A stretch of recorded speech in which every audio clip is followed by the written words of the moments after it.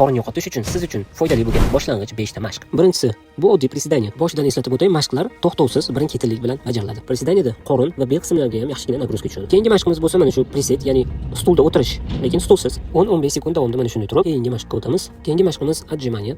Ayni mana shu holatda bajaramiz. Agar bu holatda qilishga qiynalsak, boshlanishi uchun tizzalarimizni qo'ygan holatda mana shunday qilib bajarishimiz mumkin. Buni ham 10-15 marta takrorlab, keyingi mashqqa to'xtovsiz harakat qilamiz.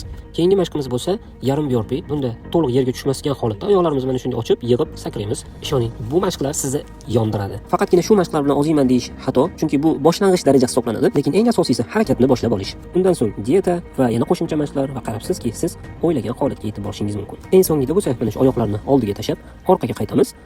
Va ikki oyoqda mana shunday takrorlaymiz. Agar qiynalsangiz, oyoqlarni orqaga tashlaymiz va oldiga tortamiz. Shu bitta setni takrorlagandan so'ng 2 minut dam olamiz va bu setimizni yana davom etamiz. Bir oy davomida mana shu mashqlarni qilib turib, siz o'zingizdagi o'zgarishni his qilishingiz mumkin. Ha, aytgancha 5-10 aylana takrorlanadi.